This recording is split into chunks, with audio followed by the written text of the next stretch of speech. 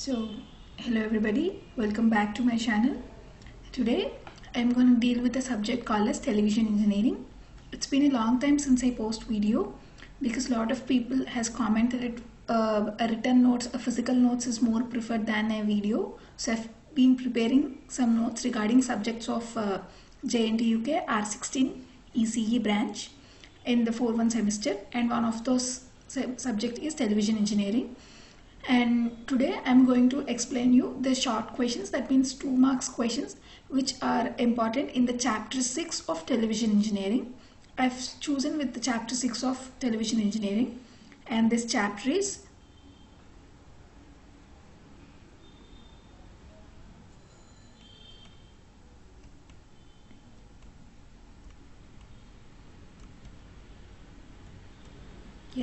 so the chapter name is Emerging Technologies and Standards. The 6th chapter of television engineering subject in the 4-1 semester ECE branch of JNT UK is Emerging Technologies and Standards. So let us discuss about what are the topics being covered in this chapter. It is the technology and standard development, and the second topic is presentation and delivery and distribution of the picture, and the fourth topic is MPEG and metadata. Metadata is nothing but the data about the data, which I am going to explain in the next videos. And MP is nothing but the moving picture experts group. I think we people all know about JPEG, MPEG formats. Regularly the common format for all the pictures. JPEG is nothing but the joint picture experts group. And we'll go and discuss all those topics in this chapter of television engineering. And the fifth topic is enhanced and interactive personalized picture presentation. And the sixth one is virtual product placement, and the last but not least topic of this chapter is multi-platform emergency alert system. So it is the smallest chapter in this television engineering subject, and it is the reason why I chose this chapter.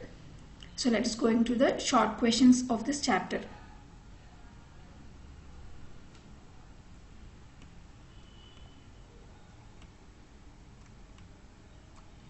Okay, so the first question we're going to discuss is, what is A/AT or A by AT? So A by AT is formally known as a modulation and coding requirement for digital TV. The acronym DTV stands for digital TV, and this A by AT is most formally used for application over satellites. And these standards describe the QPSK. QPSK stands for quadrature phase shift keying, and QAM, quadrature amplitude modulation, and 8PSK is nothing but one of the form of PSK, phase shift keying. We've been read all these phase shift keying, amplitude shift keying, frequency shift keying in our third year and second year. So I don't explain these now.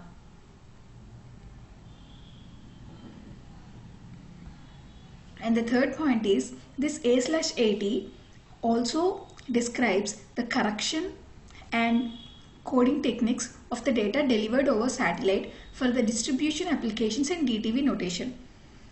While a digital TV is showing the video, it also describes about the correction of errors it is showing and the techniques which we have to use for coding for such delivered data over satellite communication.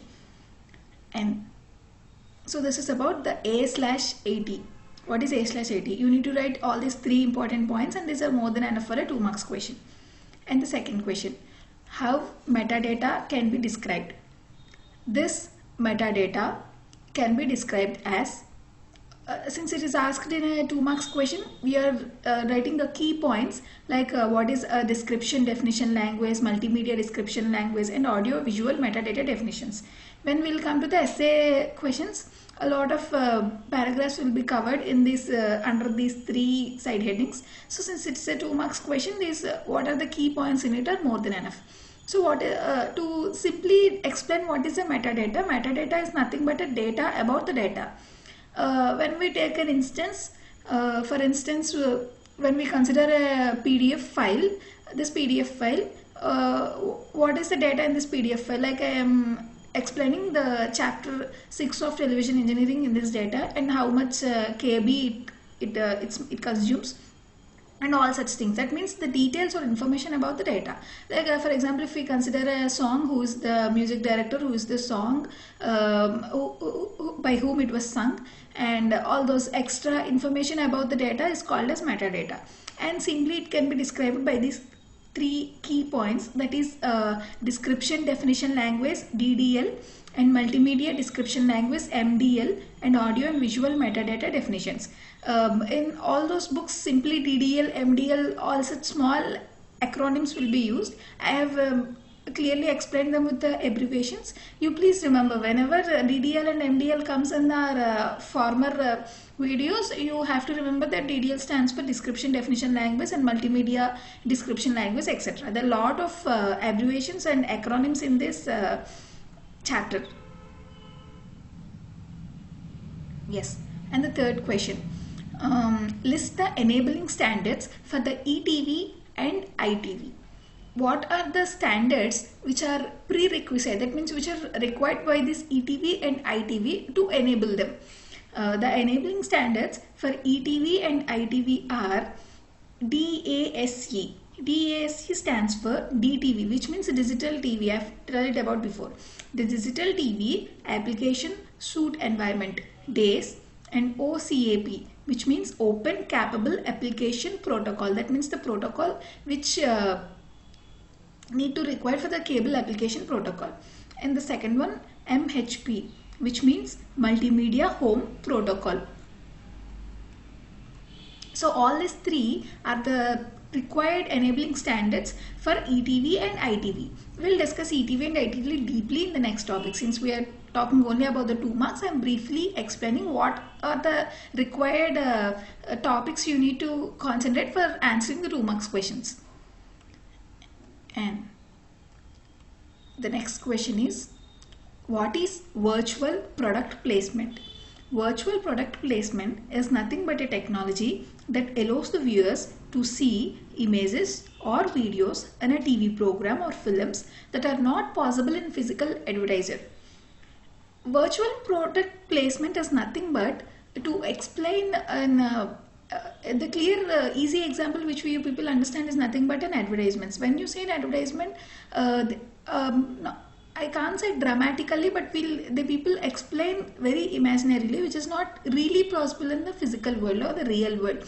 So see, the virtual product placement is nothing but such examples which are only possible to represent virtually and clearly, with all the adding animations, graphics, etc., adding such sort of elements to further enhance the product which they are advertising, and which are not possible in the real world, that are not possible in the physical advertisement. Such sort of thing is called as virtual product placement.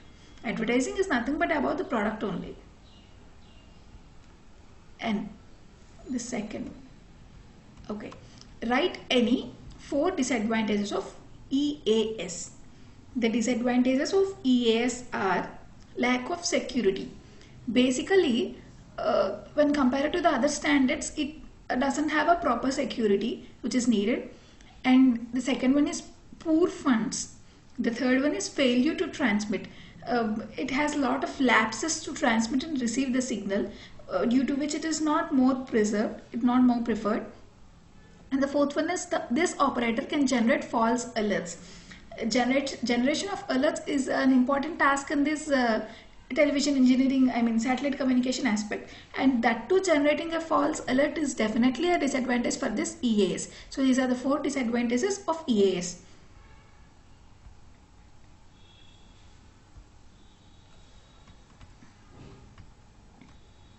Okay, so CAP, I've explained before only that CAP stands for Cable Application Protocol.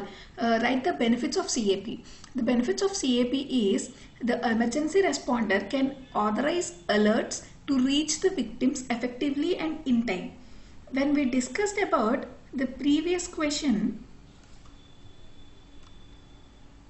about EAS, it said that it generates false alerts. That means we don't know to which we have to really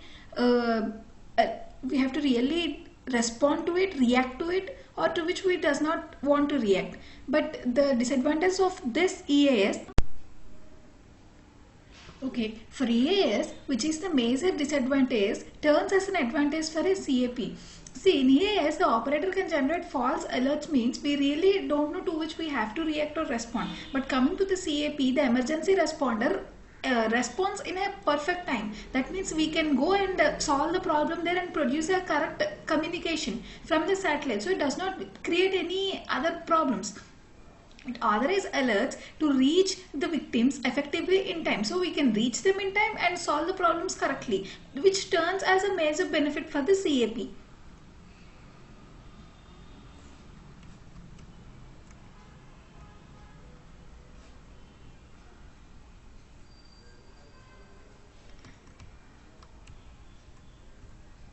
Okay, and the second advantage is the cost and workload of the multiple warning systems can be decreased, since we does not produce any wrong alert systems, or it does not produce any wrong indications. So we can go straight, solve this problem, and it is over it in one stretch. So it does not gives us any other penalties or other workload. So simply the cost and workload of the multiple warning systems can be obviously decreased. The third one is techniques can be sophisticated to achieve reliability. Reliability means to depend. We can easily depend on the CAP systems, that is cable application protocol systems. We can easily depend on them. Since we depend on them, it uses a technique which are really sophisticated to achieve a proper communication.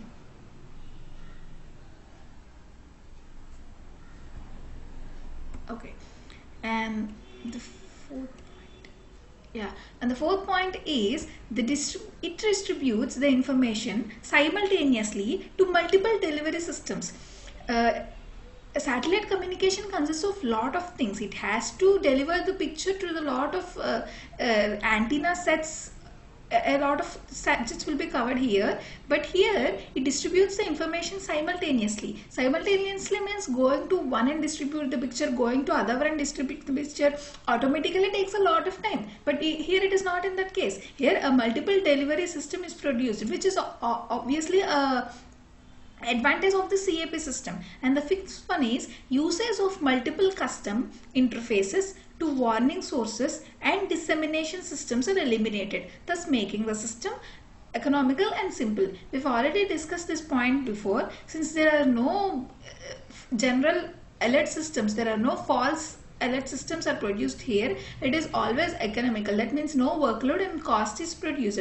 And here in CAP, multiple custom interfaces are produced to the warning sources. That means all the dissemination means unnecessary. The unnecessary systems are also eliminated here. Yes. So yeah, that's all. So these are the 6 questions which we need to cover as a 2 marks questions in this chapter.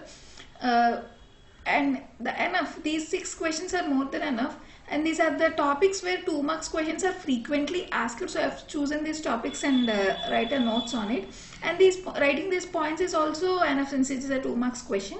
And then my next video I'll going to explain about the I'll enter into the essay questions, and I'll explain each and every topic like this only with a written notes, which is most preferred by you, and it also useful for all the students preparing for the BTech. And since there are online classes stuff is not really suitable to the student, it will definitely causes an problem for all the materials and PPTs, all those stuff, rather than a regular classes. So I've been preparing these written notes which is more useful to you. So kindly, if you like this video, please like, share and subscribe to my channel, and kindly watch these videos. Thank you.